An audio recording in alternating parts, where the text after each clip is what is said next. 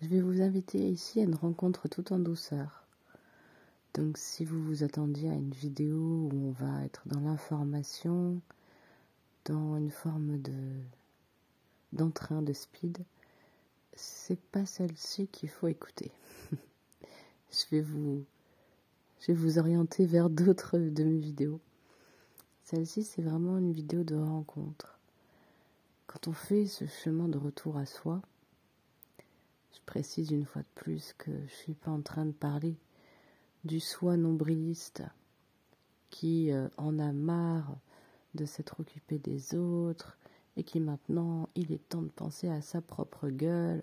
Il en a marre des autres dont on prend soin et que ils s'en foutent. Non, on n'est pas là-dedans. Les amis, on est dans je me suis tellement oubliée. J'ai tellement foncé dans mes réflexes traumatiques, je vais dire. Vous voyez comment ça résonne d'ailleurs quand je dis ça. J'ai toujours foncé dans mes réflexes traumatiques.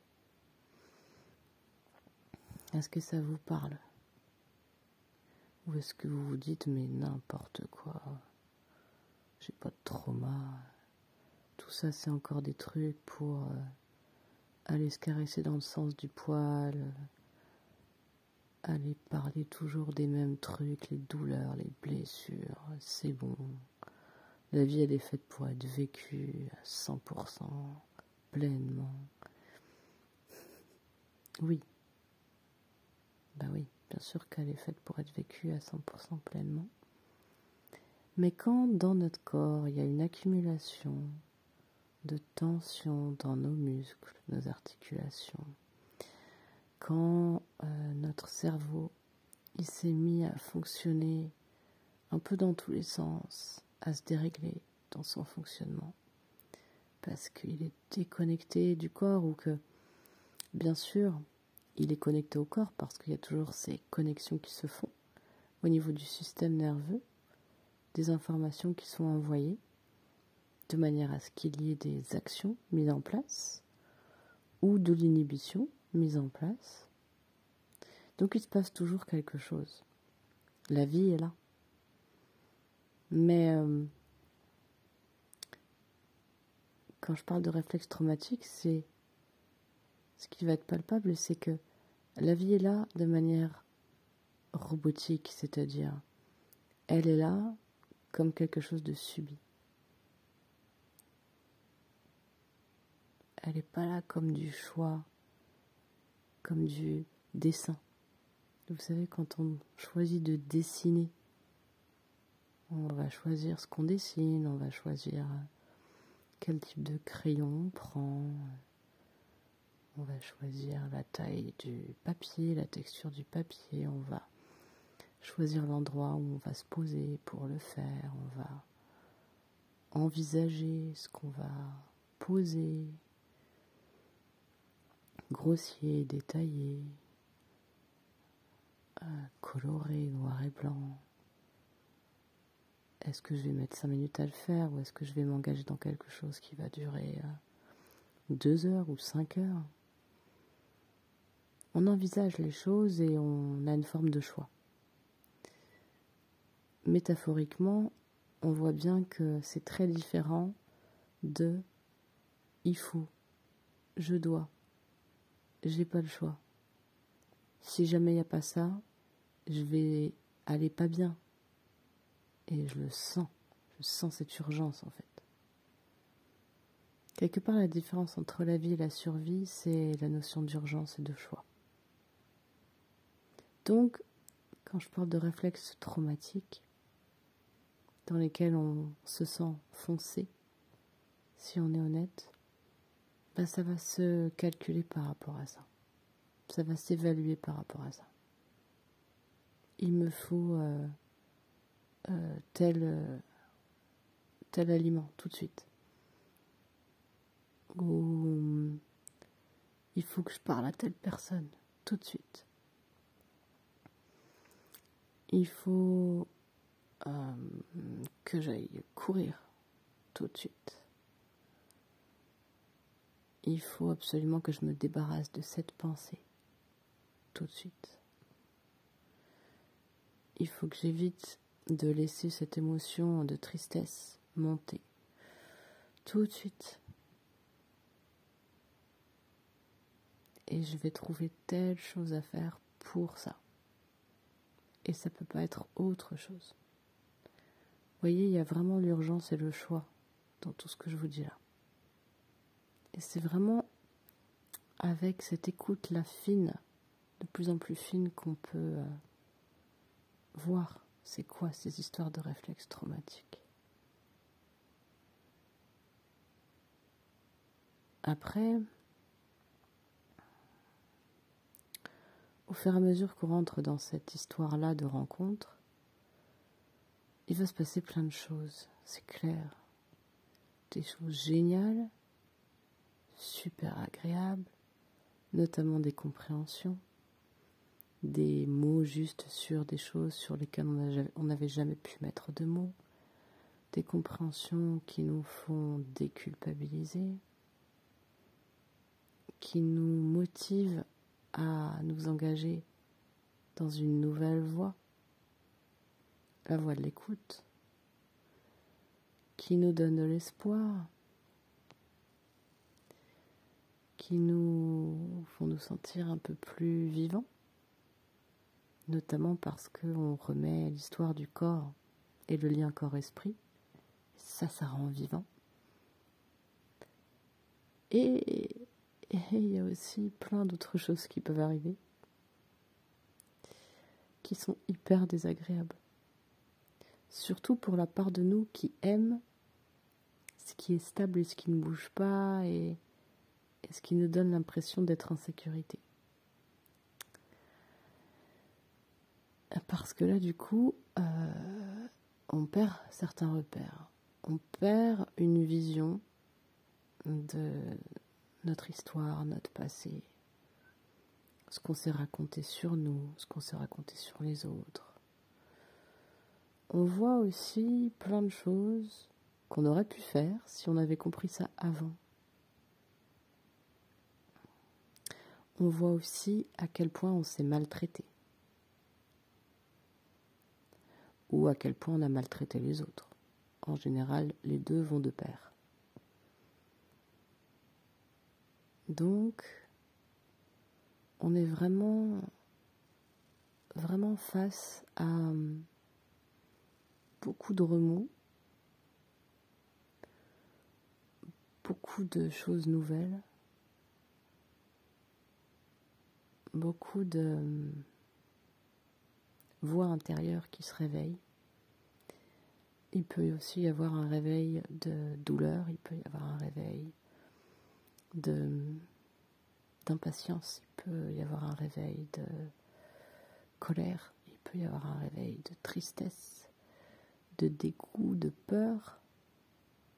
Il peut y avoir un réveil d'envie de tout envoyer balader pour faire toutes les choses qu'on n'a pas faites, qui nous tarde de faire avant d'être trop vieux.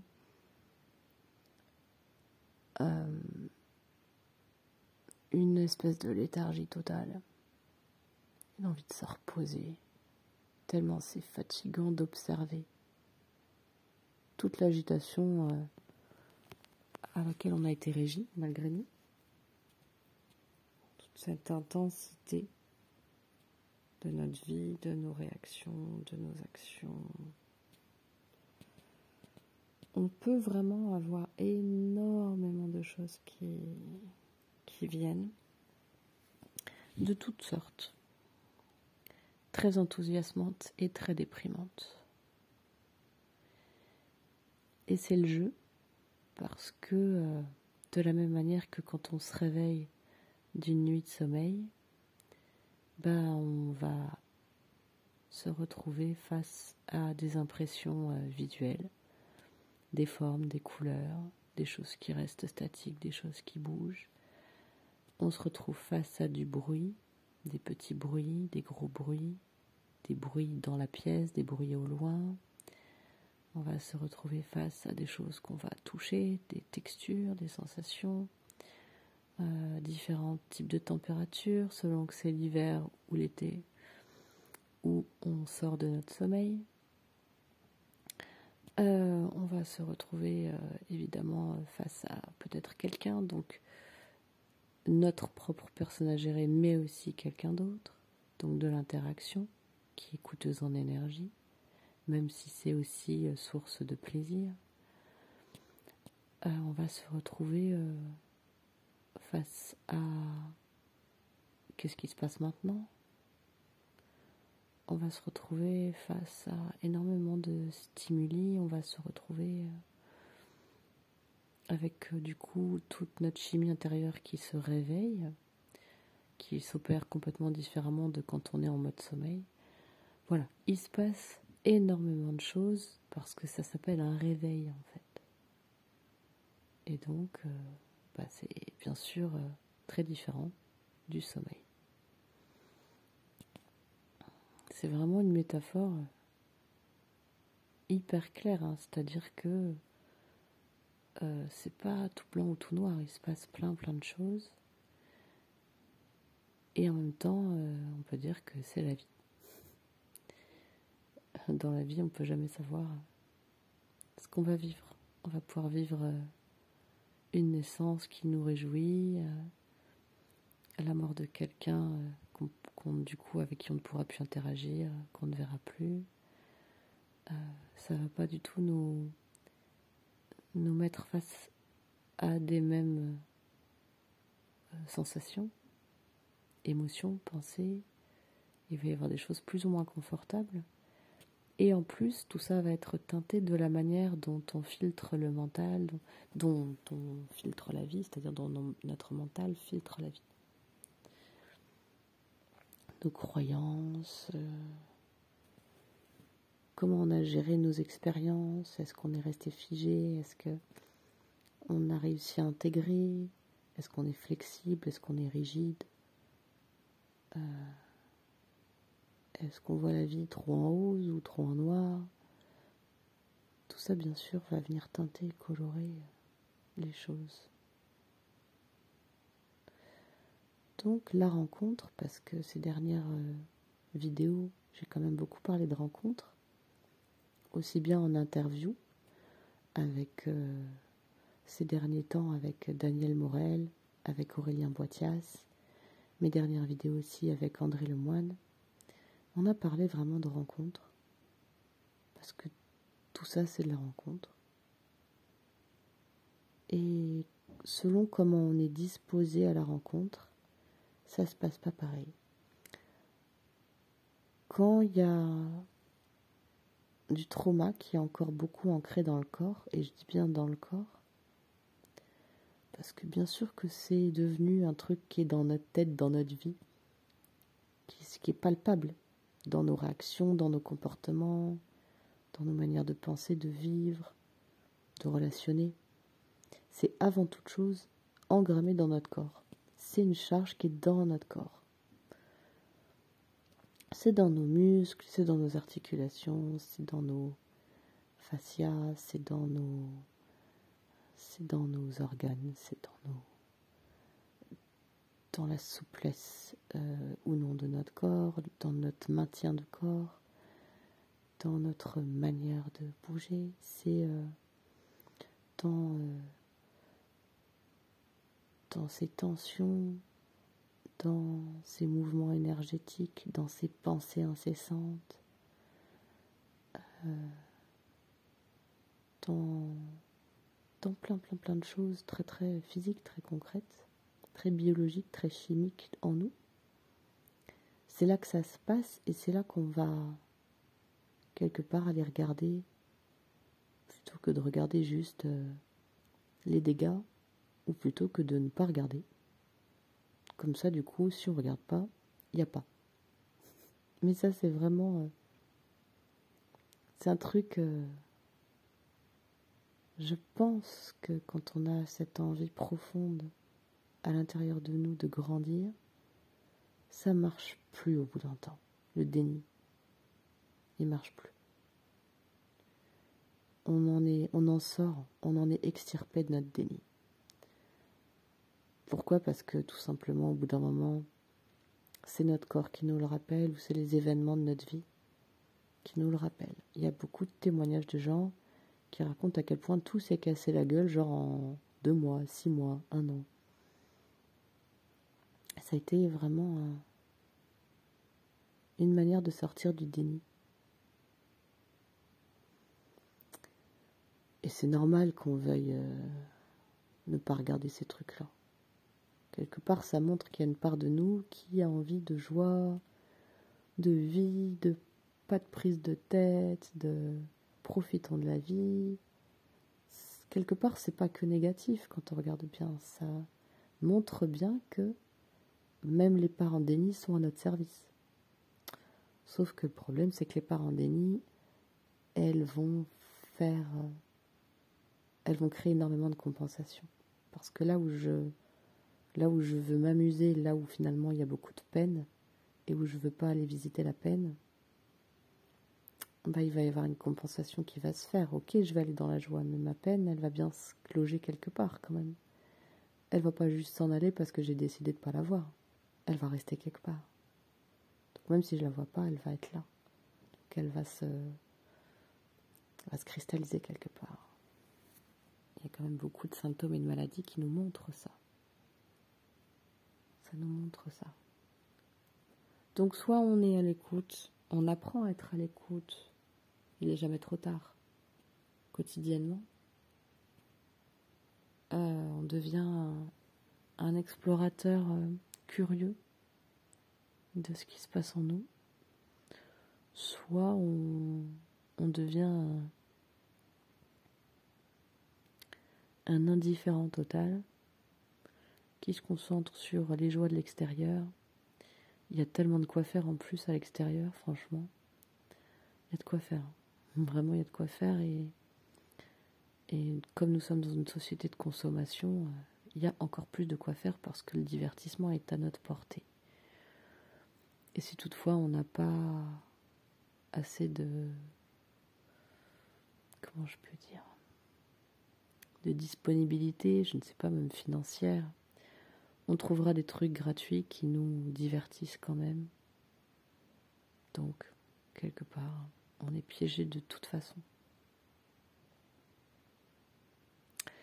Voilà. Donc, un jour, on décide peut-être d'être curieux. On a conscience que tellement on a été dans le déni que, waouh, il y en a des choses à rencontrer. Après, ça va être aussi une mentalité. Est-ce qu'on a la mentalité du curieux qui sait qu'il n'aura jamais le temps de tout voir,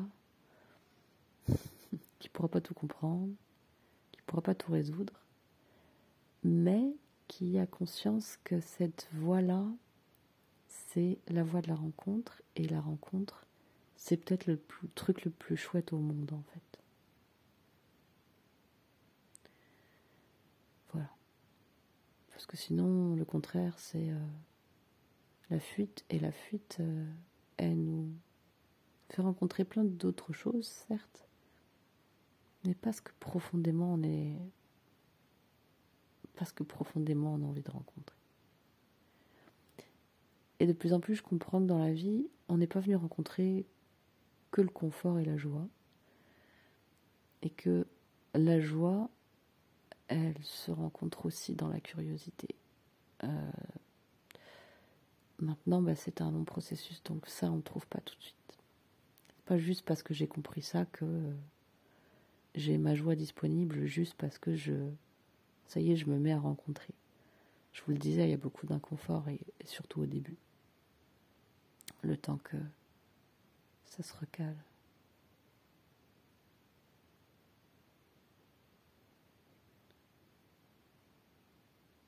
Et aujourd'hui, on parle de plus en plus de cette communication à l'intérieur de nous, entre nos différents systèmes, le lien corps-esprit.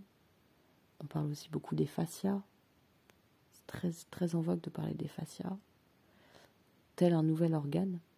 Donc ça peut carrément changer les livres d'anatomie, cette découverte-là. On ne comprenait rien à ça avant. maintenant on comprend mieux, mais c'est une compréhension qui change tout. Et on comprend mieux notamment que, contrairement à ce qu'on peut penser, c'est vraiment en ralentissant qu'on va le plus gagner en force et en flexibilité aussi.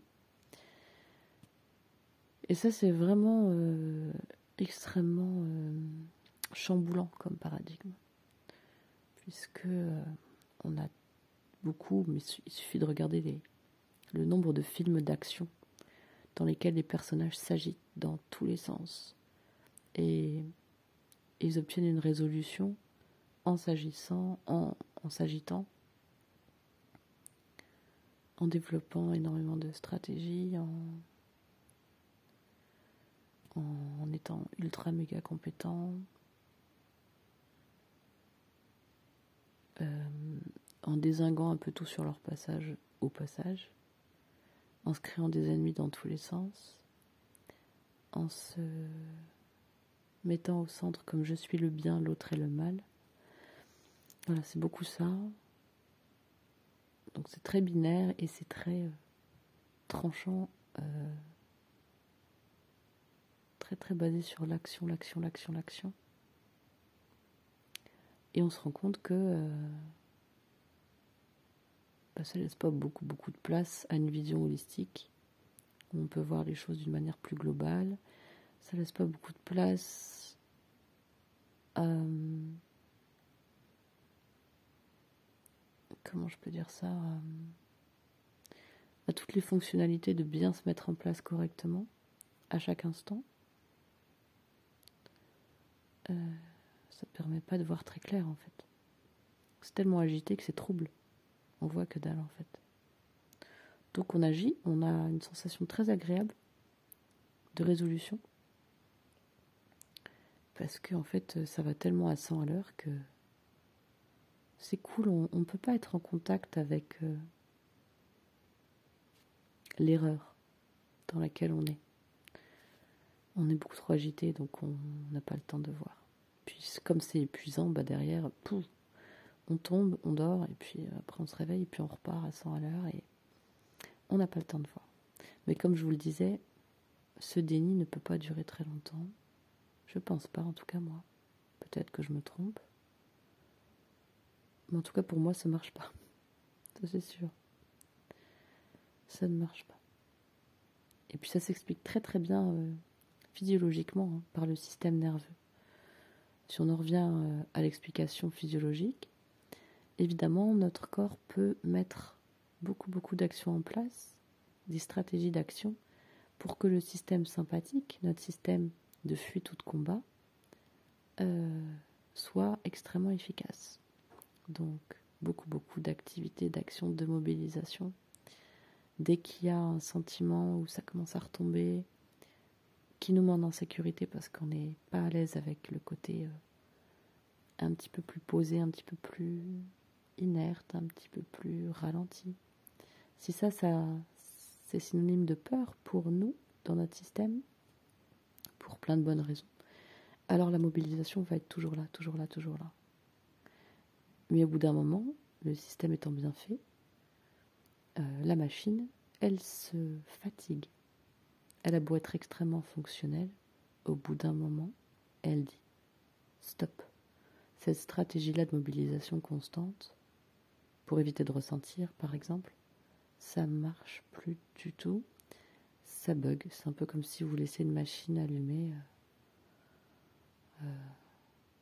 une machine électrique, quelle qu'elle soit, je sais pas moi, un lave-vaisselle, une machine à laver, une voiture, n'importe quoi. Vous l'arrêtez pas, jamais, très très peu.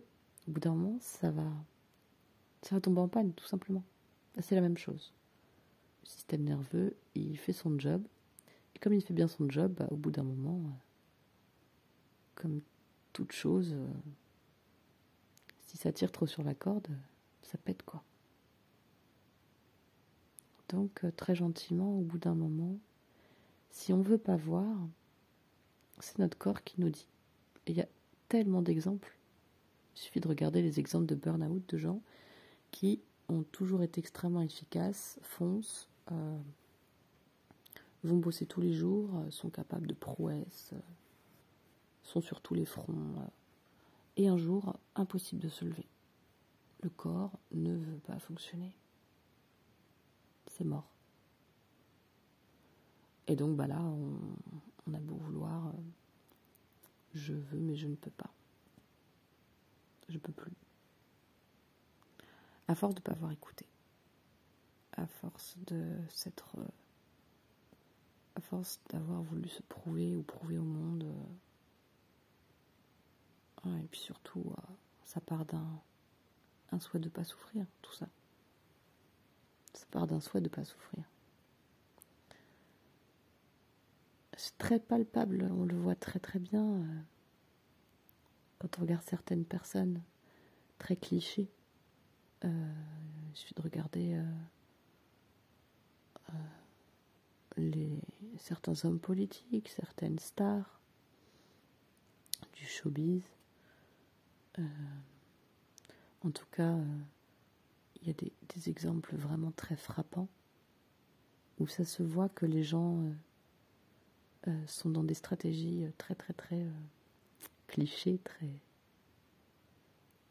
C'est palpable en fait qu'ils sont dans une frénésie de ne pas ressentir et d'agir, vouloir contrôler, vouloir surtout avoir le pouvoir. Que ce soit vouloir avoir le pouvoir sur son propre corps, du pouvoir sur une personne, du pouvoir sur un groupe entier ou sur carrément un pays entier ou le monde entier. Cette soif de pouvoir, elle est hyper représentative de cette perte de pouvoir et de sensibilité intérieure sur cette écoute. Plus je vais m'agiter, moins je vais sentir tout ce qui grouille à l'intérieur. Le dégoût, la honte, la tristesse, la colère, le ressentiment. Et puis aussi, souvent, ce qu'on peut voir, c'est quoi? C'est une émotion en cache une autre. Sous une grosse couche de colère, énormément de tristesse. Sous une grosse couche de peur, énormément de tristesse ou de colère. Sous une grosse couche de tristesse, de colère, énormément de tristesse. Je ne sais plus par lequel j'ai commencé, mais vous voyez bien. On a mis stratégiquement une émotion en avant et ça nous coupe du contact avec une autre.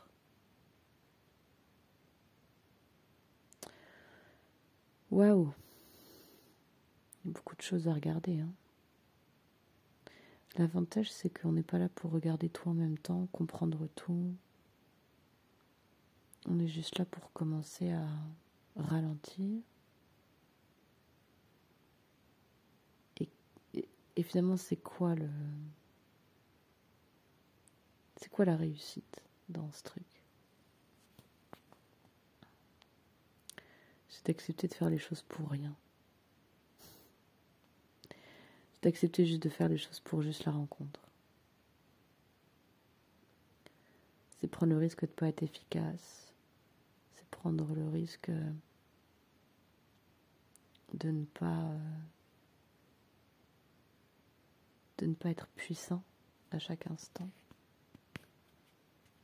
C'est prendre le risque de se démasquer soi-même dans tous ces mensonges. Je crois que celui-là, c'est vraiment le risque qui n'est même pas un risque, c'est une certitude qu'on va rencontrer ça. C'est une certitude. Être démasqué par les autres, c'est une chose. Être démasqué par soi-même, waouh, ça a une autre teneur. Et c'est là où les qualités de l'âme, de l'être profond qu'on est, elles sont méga importantes à connaître et à commencer à ressentir en soi. Puisque bien sûr, Si c'est pour faire cette rencontre depuis un espace où on est traumatisé et où il n'y a que ça, ou depuis un espace où on est fragilisé et il n'y a que ça, bah non.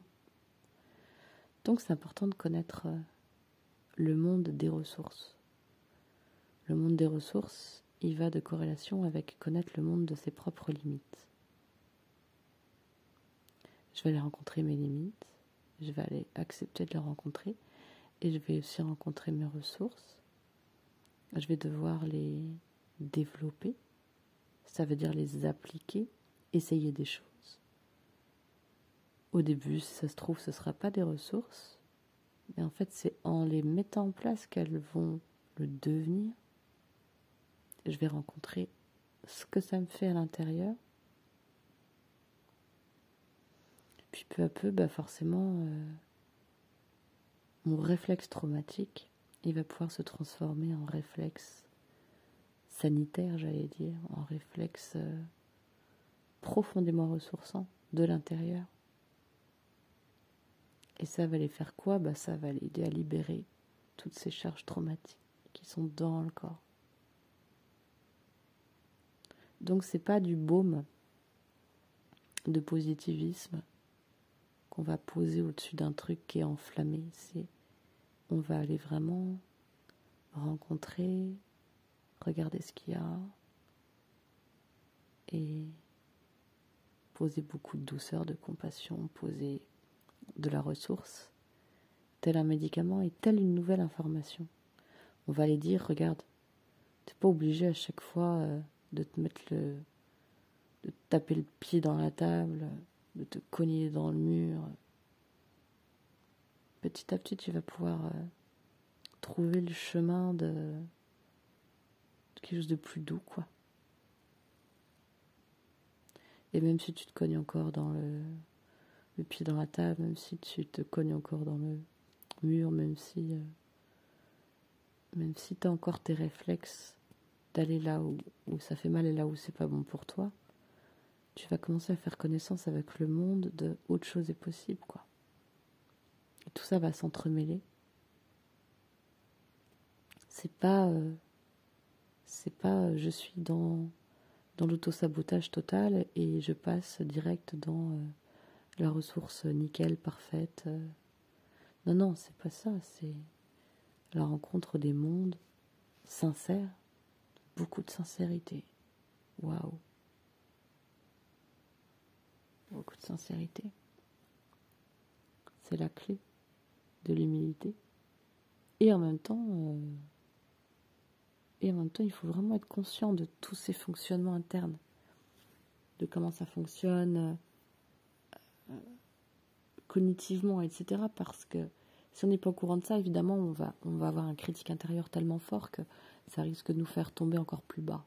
Donc c'est hyper important de ne pas se lancer là-dedans sans certaine compréhension. Pour moi, c'est évident et c'est important de le dire. Tu peux pas juste te dire, allez, je vais aller à la rencontre. Non, il y a vraiment des compréhensions physiologiques à avoir. Parce que forcément, la rencontre, elle est quand même... tu vas quand même faire de la spéologie, quoi. T'es un peu dans le noir des fois et ta lumière, des fois, elle n'est pas très forte par rapport à l'espace immense que tu as éclairé. Et si t'as pas certaines notions, et si tu veux y aller trop fort tout de suite, gravir la montagne ardue ou faire la spéologie dans les endroits remplis de risques d'inondation, bref, tu peux peut-être apprendre à commencer justement par les petits pas. C'est ça l'idée. Parce que les petits pas et les petit peu par petit peu, c'est ça le truc le plus efficace. Sinon, je retombe toujours dans mon vortex traumatique. Si je vois un truc, je veux le régler, j'y vais comme un bourrin. Je vais encore plus renforcer mes systèmes de défense. et c'est l'effet inverse qui se passe. Et donc le ton de ma voix, très très très posé, calme, il est un peu le reflet de comment aborder les choses quand on parle de trauma. Le truc de la compétition, du truc clé en main, du en 3 mois t'auras réglé ton machin, le truc du coaching traditionnel, c'est tout le contraire de la voie de la résolution. Vraiment, on est aux antipodes. Mais évidemment, comme la partie de nous souffrante, elle a envie de vite aller bien, elle va foncer dans ces solutions-là. Tellement logique. Est-ce qu'on peut lui en vouloir? Non. C'est juste qu'un jour, c'est bien de savoir ça. Que ça marchera pas, quoi. C'est pas possible, ça marche pas. C'est comme vouloir, sur une surface lisse, peindre sur une surface toute lisse. Sur une surface un peu grasse et lisse, ça marche pas, ça prend pas. Il faut que ce soit mat et rugueux pour que ça puisse prendre.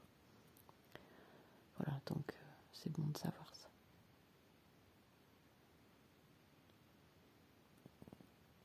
Alors la rencontre, c'est vraiment la rencontre de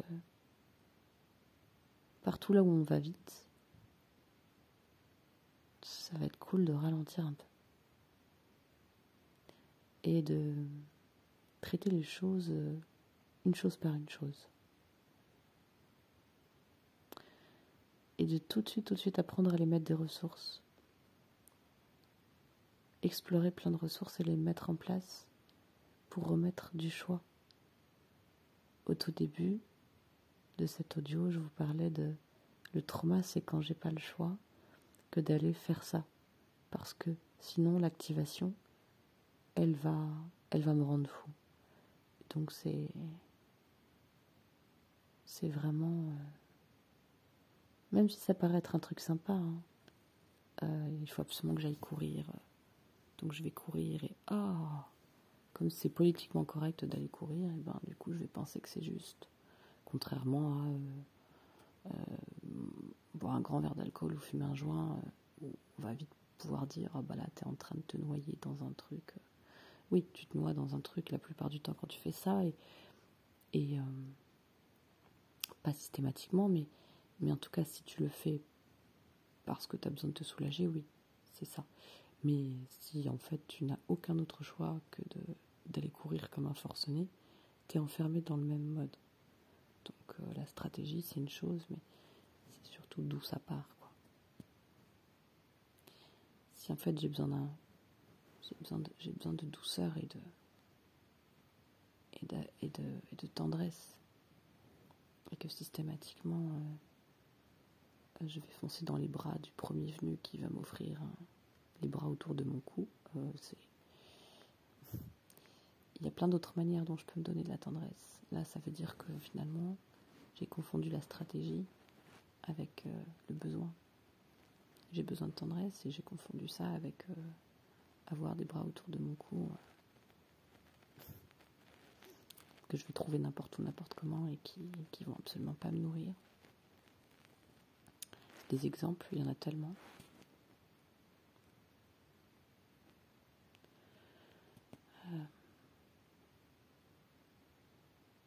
Bref, en tout cas là par exemple, je sens que j'arrive à la fin de cette vidéo, de cet audio. Il me semble clair que je ressens à l'intérieur de mon corps quelque chose qui me dit, voilà, tu as dit tout ce que tu avais à dire, il n'y a rien de plus à dire pour le moment, ce partage s'arrête là. Et c'est vraiment la sensation qui me l'indique, c'est pas ma tête. Et donc c'est se remettre à l'écoute de son corps, parce que c'est la seule manière de voir là où il est en choc, en trauma, en tension. Il faut que je puisse aller capter quand il est en tension pour voir, pour pouvoir mettre des ressources en place et pour apprendre c'est quoi les miennes à moi personnellement et parfois j'ai besoin de réapprendre quelles sont mes propres limites, que j'ai complètement oubliées, tellement je me suis occupée des autres et de gérer comment gérer les autres pour pas qu'ils m'activent trop. Ou régler les problèmes des autres comme ça, je vois pas les miens. Tellement de stratégie. On est tellement fort en stratégie. Alors moi, je suis persuadée qu'on peut développer toute l'imagination incroyable qu'on a au niveau de nos stratégies de survie. Et bien, on peut avoir la même imagination pour aller construire un mode vie. Et ouais, peut-être que ça va nous demander un certain temps. Mais peu importe le temps, la direction, elle est quand même sympa. À vous de voir. En tout cas, je vous souhaite une belle direction, quoi qu'il arrive. À bientôt. Ciao. N'hésitez pas à laisser des commentaires. N'hésitez pas à liker, à partager si vous trouvez que cette petite entrevue sur la rencontre profonde avec soi est quelque chose de nourrissant. Merci de votre écoute en tout cas. Merci de votre écoute parce que c'est long. À bientôt.